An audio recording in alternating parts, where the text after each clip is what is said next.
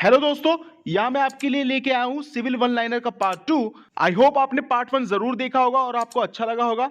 Part 1 था fluid mechanics से related और यहाँ पर पार्ट 2 है सोम मतलब स्ट्रेंथ ऑफ मटेरियल। वीडियो को बड़े ध्यान से देखना क्योंकि मैं सिर्फ वन लाइनर में आपको सिर्फ आंसर नहीं बताऊंगा, उससे रिलेटेड कोई और भी डाटा होगा या कोई भी इमेज होगा तो वो भी मैं आपको बताऊंगा। और अगर आपने मेरे फेसबुक पेज कीविपटेक सिविल इंजीनियर को फॉलो नहीं किया तो कर लीजिएगा, लिंक आपको डिस्क्रिप्शन बॉक्स में मिल जाएगा। और वीडियो को लाइक कीजिए, चैनल को सब्सक्राइब नहीं किया तो सब्सक्राइब करके बेल आइकन पर ऑल पे क्लिक जरूर कर देना और वीडियो को ज्यादा से ज्यादा शेयर करना। जितना ज्यादा शेयर करोगे उतना सपोर्ट मिलेगा और ऐसी वीडियोस आती रहेंगी। और मैंने पहले कहा है कि आपको क्वेश्चन कैसे करना है, मेरे आंसर देने से पहले ही आपको उसका आंसर सोचना है और लास्ट में आप मुझे बताएंगे कि 25 क्वेश्चनों में से आपके कितने आंसर सही थे। तो चलिए शुरू करते हैं। इसके फर्स्ट पार्ट के लास्ट में मैंने आपसे एक प्रश्न पूछा था, unit of specific gravity G is. Specific gravity G का यूनिट क्या होता है? तो काफी लोग ने इसका सही आंसर दिया है, सही कमेंट किया है। तो मैं बताता हूं इसका आंसर क्या है। इसका आंसर है यूनिटलेस। आपका जो स्पेसिफिक ग्रेविटी होती है जी, वो यूनिटलेस होती है क्योंकि इसका फार्मूला होता है density of object upon density of reference. ऊपर भी डेंसिटी नीचे भी डेंसिटी, तो एक दूसरे का कट्टिम कुट्टा हो जाते हैं, मतलब कि साफ हो जाते हैं, कुछ नहीं बचता है। तो इसी वजह से स्पेसिफिक ग्रेविटी का यूनिट होता है यूनिटलेस, यानी कोई भी यूनिट नहीं होती। फर्स्ट क्वेश्चन है the modulus of elasticity measures materials. आपका जो मॉडुलस ऑफ इलास्टिसिटी होता है वो मटेरियल का क्या मेजर करता है? तो इसका आंसर है स्टिफनेस। स्टिफनेस क्या होता है? Capacity to resist deformation. Deformation को रजिस्ट करने की जो कैपेसिटी होती है उसे ही बोलते हैं हम स्टिफनेस। और ये किसके द्वारा बताया जाता है? मॉडुलस ऑफ इलास्टिसिटी के द्वारा। और स्टिफनेस का फॉर्मूला होता है force per unit deflection. Question number second, the theory of failure of A brittle material is based on. आपका जो थ्योरी ऑफ फेल्योर है ब्रिटल मटेरियल का वो किस पर बेस है? तो इसका आंसर है मैक्सिमम प्रिंसिपल स्ट्रेस थ्योरी। आपका जो थ्योरी ऑफ फेल्योर है ब्रिटल मटेरियल का वो बेस्ड है maximum principal stress theory. Question number third, the total number of reactions at fix support for a plane structures are.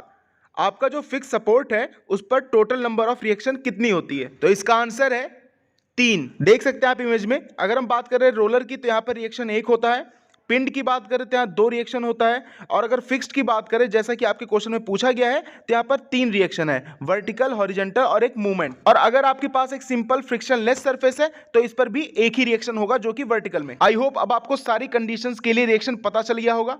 Question number 4, the point of contraflexure is also called as. आपका जो point of कॉन्ट्राफ्लेक्सर है उसे और किस नाम से जाना जाता है? तो इसका आंसर है point of inflection. Actually point of contraflexure होता क्या है? वो पॉइंट जहां पर बेंडिंग मोमेंट अपना साइन चेंज करे, या हम इसे डायरेक्टली ऐसे भी बोल सकते हैं कि जहां पर बेंडिंग मोमेंट 0 होता है। बेंडिंग मोमेंट डायग्राम की बात करें तो वहां पर उस पॉइंट को आप बोल देंगे पॉइंट ऑफ कॉन्ट्राफ्लेक्सर, और एक्चुअल बीम में वो जहां पर पॉइंट होता है उसे हम बोल देते हैं पॉइंट ऑफ इन्फ्लेक्शन। पर ये होता दोनों एक ही है। Question number 5, the most efficient and economical section as a beam is. आपका जो बीम है उसका मोस्ट एफिशिएंट और इकोनॉमिकल सेक्शन कौन सा होता है? तो इसका आंसर है आई सेक्शन। देख सकते हैं आप इमेज में, ये है आई सेक्शन जिसका यूज सबसे ज्यादा किया जाता है as a beam. Question number 6, strength of the fix beam as compare to simply supported beam is more than. आपके जो फिक्स बीम की स्ट्रेंथ होती है वो सिंपली सपोर्टेड बीम से कितना गुना ज्यादा होती है? तो इसका आंसर है 1.5 टाइम्स, यानी 1.5 गुना ज्यादा होती है आपकी स्ट्रेंथ फिक्स्ड बीम की as compare to simply supported beam. Question number 7, the equivalent stiffness of the 2 springs of stiffness S1 and S2 jointed in the series is. अगर आपके पास 2 स्प्रिंग है जिसका स्टिफनेस S1 और S2 है, उसे हमने series में लगा दिया, तो अब आपको बताना है कि इक्विवेलेंट स्टिफनेस क्या होगी। तो इसका आंसर है S is equal to S1 into S2 upon S1 plus S2। Series के केस में ये आंसर है, और अगर वो बोलता पैरेलल, अगर आपके स्प्रिंग पैरेलल ज्वाइंटेड है तो इसका आंसर होता है S is equal to S1 plus S2। Question number 8, Eddy's theory is based on. आपका जो एडीज थ्योरी है वो किस पर बेस है? तो इसका आंसर है बेंडिंग मोमेंट। आपका जो एडीज थ्योरम है वो किसी आर्च के बेंडिंग मोमेंट से रिलेटेड है। इमेज में आप देख सकते हैं एडीज थ्योरम क्या है। The bending moment at any section of an arch is equal to the vertical intercept between the linear arch and the centre line of the actual arch. I hope आपको समझ में आ गया होगा। याद रखना, मेरे आंसर देने से पहले ही आपको आंसर सोचना है और लास्ट में मुझे कमेंट करना कि आपके कितने आंसर सही थे। Question number 9, deflection in A strip spring is more if. आपका जो स्ट्रिप स्प्रिंग होता है उसमें डिफ्लेक्शन ज्यादा होगा, कब? तो इसका आंसर है व्हेन स्टिफनेस इज लेस। जब आपके स्ट्रिप स्प्रिंग की स्टिफनेस कम होगी, लेस होगी, तो आपका डिफ्लेक्शन ज्यादा होगा। अगर आपको याद होगा फर्स्ट क्वेश्चन भी इसी पर था कि स्टिफनेस क्या होता है। तो capacity to resist deformation, deformation को रजिस्ट करने की जो कैपेसिटी होती है उसे ही बोलते हैं हम स्टिफनेस। अब अगर डिफ्लेक्शन ज्यादा आ रहा है तो इसका मतलब क्या होगा कि स्टिफनेस कम होगा। Question number 10, due to pressure of the fluid the value of the hoop stress in the pipe is. आपके पाइप में प्रेशर की वजह से जो हूप स्ट्रेस डेवलप होता है उसका फार्मूला क्या है? तो हूप स्ट्रेस का फार्मूला होता है PD/2T, जहां पर P प्रेशर, D डाया और T thickness of the pipe होता है। ये तो हो गया हूप स्ट्रेस। अब आप मुझे कमेंट करके बताइए कि लॉन्गिट्यूडनल जो स्ट्रेस होता है उसका फार्मूला क्या होता है। Question number 11, the shape factor of an I section is. I section के लिए आपका शेप फैक्टर कितना होता है? तो इसका आंसर है 1.14। आई सेक्शन के लिए आपका शेप फैक्टर होता है 1.14। इमेज में कुछ और शेप भी दिए गए हैं जिसका वहां पर शेप फैक्टर है, आप इन्हें भी याद रखिएगा। The value of maximum shear stress in A shaft is. आपका जो शाफ्ट होता है उसमें मैक्सिमम शियर स्ट्रेस किस जगह पर होता है? तो इसका आंसर है ऑन आउटर सरफेस। आपका जो मैक्सिमम शियर स्ट्रेस होता है किसी शाफ्ट पर वो होता है आउटर सरफेस पर, बाहरी सरफेस पर। Question number 13, the unit of torque is. आपका जो टॉर्क होता है उसका यूनिट क्या है? तो इसका आंसर है न्यूटन मीटर। एक्चुअली में टॉर्क होता क्या है, किसी पर्टिकुलर डिस्टेंस पर अगर परपेंडिकुलर कोई फोर्स लग रहा है तो फोर्स इनटू डिस्टेंस, ये होता है आपका टॉर्क। तो फोर्स का होगा न्यूटन और डिस्टेंस का होगा मीटर। तो टॉर्क का यहां पर यूनिट क्या होगा? Newton metre. Incline member which carries the compressive load is known as. आपका जो इंक्लाइन मेंबर जो कंप्रेसिव लोड लेता है उसे क्या बोलते हैं? तो इसका आंसर है स्ट्रट। आपका ऐसा मेंबर जो इंक्लाइंड हो और कंप्रेसिव लोड लेता हो तो उसे बोलते हैं स्ट्रस। और अगर ऐसा मेंबर जो प्योर वर्टिकल हो और कंप्रेसिव लोड लेता हो तो उसे क्या बोलते हैं? कॉलम। तो यहां पर कॉलम और स्ट्रट में सिर्फ फर्क इतना है कि कॉलम वर्टिकल होता है और स्ट्रट हल्का सा इंक्लाइन, बाकी दोनों कंप्रेसिव लोड ही कैरी करता है। Question number 15, in a circular beam the maximum shear stress is more then the average shear stress by. आपका जो सर्कुलर बीम होता है उसमें maximum shear stress average shear stress से कितना ज्यादा होता है? तो इसका आंसर है 1.33 टाइम्स। आपके सर्कुलर बीम का जो मैक्सिमम शियर स्ट्रेस होता है वो एवरेज शियर स्ट्रेस का 1.33 टाइम्स होता है। अब आप कमेंट करके बताइए कि रेक्टेंगुलर सेक्शन के लिए इसकी वैल्यू कितनी होती है। Question number 16, the shear stress on a beam section is maximum.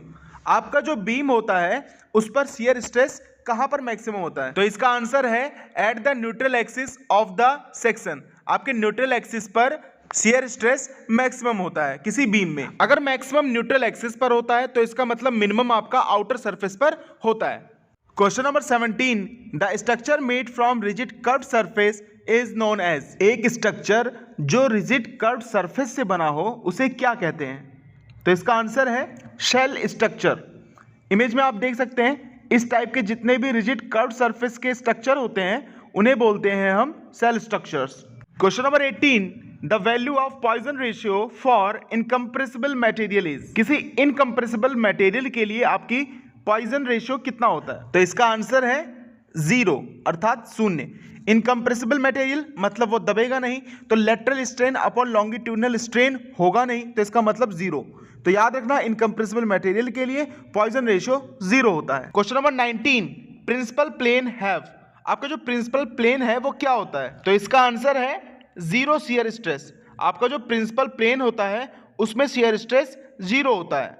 Question number 20, the Macaulay's method is used to find out. आपका जो मैकालेज मेथड है इसका यूज किसके लिए किया जाता है? तो इसका आंसर है बेंडिंग मोमेंट। आपका मैकालेज मेथड का यूज किया जाता है बेंडिंग मोमेंट को फाइंड करने में। Question number 21, in A simply supported beam of steel the allowable deflection should not exceed. Simply supported beam में अलाउबल जो डिफ्लेक्शन होता है वो कितना है? इसका आंसर है 1/325 ऑफ स्पान, यानी स्पान का 1/325। Question number 22, laminated spring is supported eight. आपका जो लैमिनेटेड स्प्रिंग होता है वो कहां पर सपोर्ट होता है? तो इसका आंसर है एट सेंटर। आपका जो लैमिनेटेड स्प्रिंग होता है, इमेज में आप देख सकते हैं, ये सेंटर पर सपोर्टेड होता है। Question number 23, the shape factor is maximum for. आपका शेप फैक्टर मैक्सिमम किसके लिए होता है? तो इसका आंसर है ट्रायंगुलर सेक्शन। ट्रायंगुलर सेक्शन के लिए आपका शेप फैक्टर मैक्सिमम होता है और कितना होता है? 2.34। मैंने क्वेश्चन नंबर 11 में इसे अच्छी तरीके से बताया है और भी शेप के मैंने शेप ऑफ फैक्टर बताए हैं, एक बार आप क्वेश्चन नंबर 11 को जरूर देख लेना।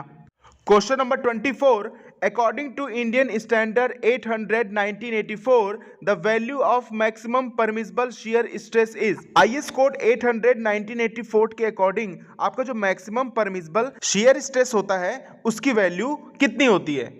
तो इसका आंसर है 0.45 FY। ठीक है, आपका जो मैक्सिमम परमिसिबल शियर स्ट्रेस होता है वह है 0.45 FY। आई होप मेरे आंसर देने से पहले आपने सभी क्वेश्चन का आंसर दिया होगा। अब आप मुझे कमेंट करके जरूर बताना कि आपके कितने क्वेश्चन के आंसर सही थे। क्वेश्चन नंबर 25 है आपके लिए, जिसका जवाब आपको कमेंट करना है। क्वेश्चन है bulk modulus is inversely proportional to. आपका जो बल्क मॉडुलस होता है वो किसके इनवर्सली प्रोपोर्शनल होता है? तो जो भी इसका करेक्ट आंसर हो कमेंट बॉक्स में जाइए, कमेंट कीजिए और उससे पहले वीडियो को लाइक कीजिए। अगर चैनल को सब्सक्राइब नहीं किया है तो इससे पहले सब्सक्राइब कर लीजिए और साथ में बेल आइकन पर क्लिक कर दीजिए, जिससे आपको सारी वीडियोस की नोटिफिकेशन टाइम टू टाइम मिलती रहे। और प्लीज वीडियो को ज्यादा से ज्यादा शेयर करना अपने चाचा ताऊ मामा मामी दोस्तों को, अपने फ्रेंड्स को, और जितने भी ग्रुप्स हैं आपके स्टडी से रिलेटेड सब में शेयर कर देना, क्योंकि हमें सपोर्ट मिलेगा तो ऐसी वीडियोस आती रहेंगी। Thank you. और जिस किसी ने अभी सिविल वन लाइनर का पार्ट फर्स्ट नहीं देखा, जाकर देख लेना, लिंक आपको डिस्क्रिप्शन बॉक्स में मिल जाएगा।